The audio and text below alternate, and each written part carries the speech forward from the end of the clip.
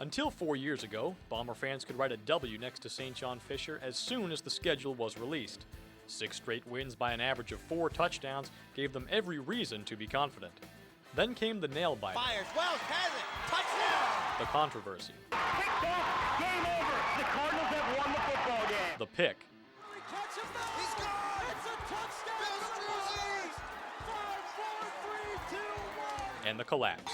And the Cardinals will go up 34-10. Now the showdown with the Cardinals is circled on every calendar as the biggest contest not called Cortica.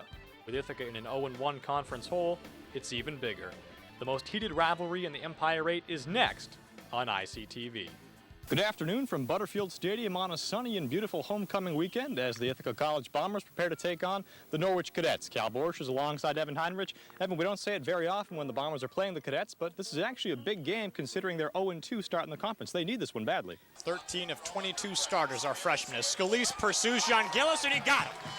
Shoestring sack for Matt Scalise. Flushed out, now going up the middle. He's got room to run to his right. Out across midfield, and he's finally tripped up. Somersaulting across the 4-yard line. Again, the give to Donovan, this time to the left. Huge hole.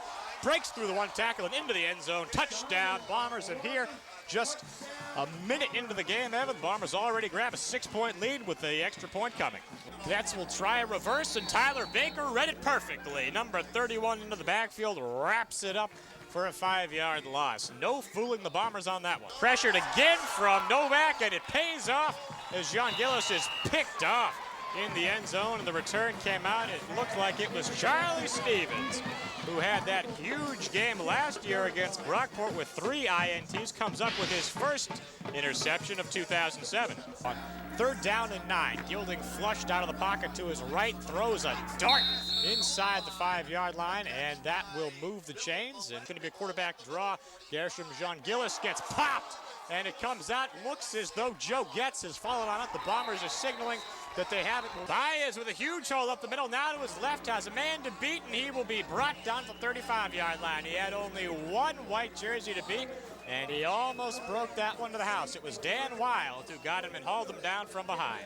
Kyle Crandall was tracking this ball all the way. Javon has all day to throw. For one thing, it was a spectacular block by Jamie Donovan on the right side of your screen. You see, giving Javon that extra time, a beautiful arcing spiral, and Crandall timed it perfectly. But Beck, as you can see, wasn't even looking for the football, and I think that's really what opened it up, because the pass was a little bit behind Kyle Crandall, and had Beck turned, he might have had a play. As we see the official signal. Holding, number 70 on the offense, 10-yard penalty. It's Chris Gray, the junior offensive tackle. Chris Gray, they're bulked up since last year. You look down the Bombers roster, a lot of the guys put on muscle in the offseason, but Chris Gray leading the pack with 48 extra pounds this season, up to a whopping 293. He is a load up there. Vaughn back to pass, looking to his left, finds Crandall, and he is brought down immediately at the 40-yard line, so no extra yards on that one. And Evan, as you were talking about how they've been sort of wearing teams down, as fun as it was to have the explosiveness from Crandall last week, it's almost better to have the approach that they've had this week. As we talk about Crandall's explosiveness, you see the incredible week he had last week. Only 2 catches, but 98 yards in total. Of course, the 88-yard touchdown, which was the longest in Bombers history. He also added 123 return yards, including an 83-yard touchdown return. But jumping back to what they're doing today, Evan, you really wear down a defense, eat up time of possession. That's almost more tiring for a team. Norwich with an empty backfield, try the QB sneak, and Gilding has nothing. John Scanlon was over the side in a hurry, and they had nobody else in the backfield right there to help him out with any blocking. First snap under center for the Cadets, and not much there. That must be something they run around the goal line, something they try to do in practice, because we haven't seen that much here when they're in the open field, but employing it here in the red zone against Ithaca College, and they score very well in the red zone, do the Cadets. They seem to go in there and do a great job. They haven't done a very good job this afternoon, haven't really gotten in the red zone too much, but on the season doing a good job scoring when they have it in there. Seemed like the Bombers read it well, too. Of course, it's hard to disguise when it's your first snap under center of the day. As Yielding's pass is batted down, Kyle Charles getting fired up as he uses his 6'1" frame to bat that ball down. Of course, it was a low ball, not really on target right there by Gilling. You're going to have to throw a little bit higher than that with a big defensive line. Charles at 6'1", and of course, Adam Drescher, the tallest among the Bomber defenders, at 6'5". And talking about the Cadets offensive set, it's hard to really spread the field when you have a spread offense and you have so little room to work with here deep inside the Bombers territory here at the 1-yard line. Yeah, sort of an odd goal line package for the Cadets with 4 wide receivers. The give is to Marziotti, and he again is stuffed at the line of scrimmage, so a good goal line stand thus far for the Bombers, but if the last few plays are any indication, Cadets will likely go for it on 4th down. They have twice already. Yeah, I would imagine they would. Down by 3 scores, if they can get on the board here in terms of a touchdown, they have a bit of a chance of getting into the game if their defense can stop Ithaca College. They've moved the ball pretty well on this drive, so that bodes well for them offensively with just under 8 minutes to go here in the 3rd quarter and knocking on the door of the Bombers. And they will indeed attempt to convert this 4th down and goal from the 2-yard line. The give is right up the middle. Cadets signaling that they have it. Bombers say no, and it is going to be just shy. The Bomber defense stuffs Dom Sorrentino at the 1-yard line. The Bombers will take over on downs. A huge momentum killer by the Bomber defense. 20-17.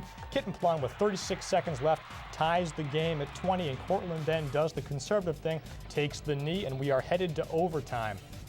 Bombers get the ball first in the extra frame, but they're having flashbacks to 2005 as Javon is picked off by Bill Hauser, just like Josh Felicetti was intercepted by Steph Sierra in the overtime period a year ago.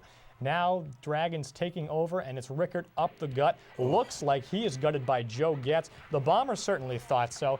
Take another look in slow motion.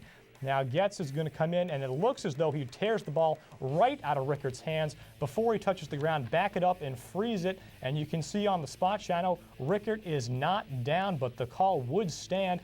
Dragons get the ball right back, and that sets up this. Matt Mintz for a 40-yard field goal to win the game. Money, and that's the jug. Portland wins in overtime for the 2nd straight year, and after the loss, the Bombers reflected on their 4th jug defeat in 5 years. There's no doubt about it, it hurts, but we played as hard as we could, and we worked so hard for this, and especially us seniors and the whole team, the whole 2006 Ithaca College football team. We worked so hard, and I'm proud of the guys, though. I'm proud of myself. We worked hard. It's a shame we lost. And for more on Ithaca's overtime heartbreaker, we turn to the voice of the Bombers. Evan Heidenrich is live in the newsroom. Evan, the Bombers got burned by Steph Sayre on 3 separate occasions last year, and they went out of their way to avoid him yesterday, even squib kicking every first-half kickoff. You have to respect what Sayre can do, but was IC overly conservative from the start? Well, I think as compared to what the Cortland play calling was, I think the Bombers were a bit conservative.